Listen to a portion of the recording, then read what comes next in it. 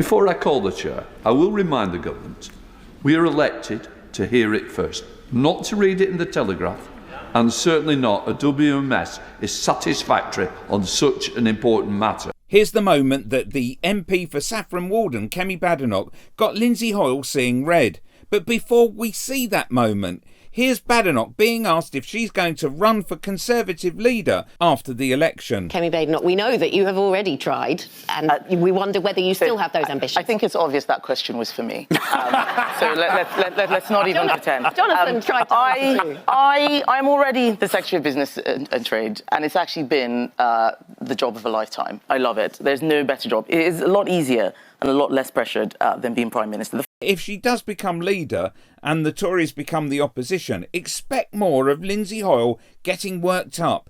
Listen to Badenoch in the background starting an argument with him. Thank you, Mr. Speaker. I'm very sorry that the sequencing that we chose was not to your satisfaction. I was... Order. That is totally not acceptable. No. Who do you think you're speaking to, Secretary of State? I think we need to understand each other. I am the defender of this House and these benches on both sides. I am not going to be spoken to by a Secretary of State who is absolutely not accepting my ruling. Take it with good grace and accept it that members should hear it first, not a WMS or what you decide. These members have been elected by their constituents and they have the right to hear it first. And it is time this government recognised we're all elected, we're all members of Parliament, and use the correct manners. Secretary of State. Mr. Speaker, I apologise. What I was trying to say was that I'm very sorry that I did not meet the standards which you expect of Secretaries of State. Here's more of Badenoch dropping all parliamentary decorum and blatantly calling a Labour MP a liar.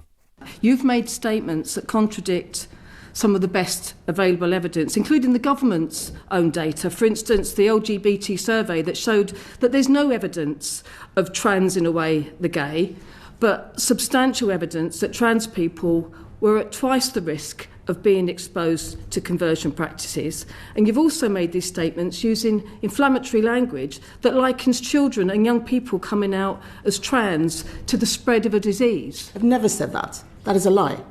Well, that is a lie. And I think you should withdraw that statement. That is a lie. So, how will we get rid of Badenoch? Well, it's a close one, but using stopthetories.com, they recommend the tactical vote would be to vote Labour. Click here for another obnoxious Tory and how to get rid of them.